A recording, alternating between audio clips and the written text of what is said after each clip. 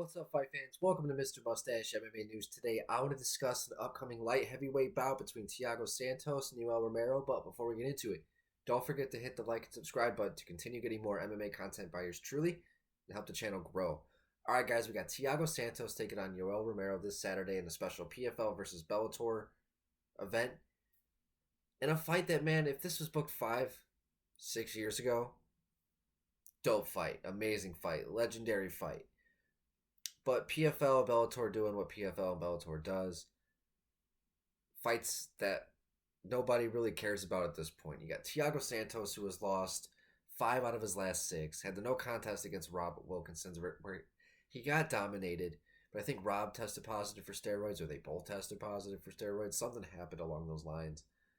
It might have been Rob. I'm not sure. But nonetheless, ever since Santos lost to John Jones, he's just been gun shy, hesitant, a shell of his former self. And then going against Yoel Romero, he's 46 years old. Let's be real. Yeah, he's a freak of nature. But we're not going to be going out there and seeing any godly-like performances anymore. He's coming off the loss to Vadim. Yeah, he had the 2-fight win streak over Melvin Manhoof and Alex Polizzi.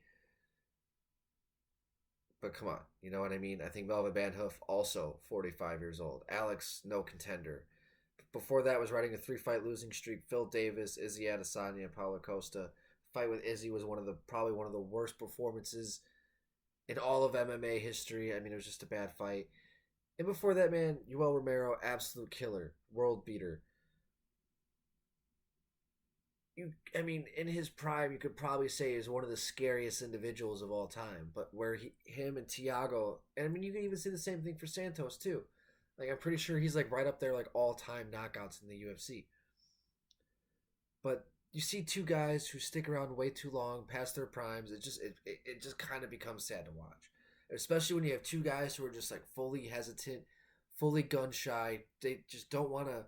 You could tell that they're just kind of collecting a paycheck through there for their name. So it kind of hurts. It sucks to see. As much as I would love for this fight to be badass, and I'm hoping that it is, and I hope these guys do show out because they have had phenomenal MMA careers, phenomenal UFC careers. But this fight, I see clinch, fighting against the cage, hesitance, Yoel being Yoel. Santos just looking like a deer in headlights, just not wanting to pull the trigger when he has clear openings. And that's pretty much what I see for this fight. I'm hoping that it's a banger. I'm hoping that they both go out and show out, but I just don't think that's going to be the case here in this fight. I see a 3-round boring fucking match.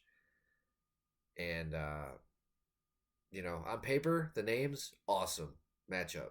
But when you look at the fine print, you're like, "Oh, this actually has potential to be a snooze fest." So I'm hoping I'm wrong. But I think if Santos actually throws a punch, he wins. Yoel Romero, if he actually utilizes his wrestling, probably wins. I don't know. Guys, let me know in the comment section what you guys think of this matchup. Am I crazy for hating on this fight? Because I feel like I'm kind of crazy, but at the same time, it's this should have been booked 6.5 years ago. Anyways, that's going to do it for today, guys. Mr. Mustache, MMA News out. Let's fucking go, fight fans.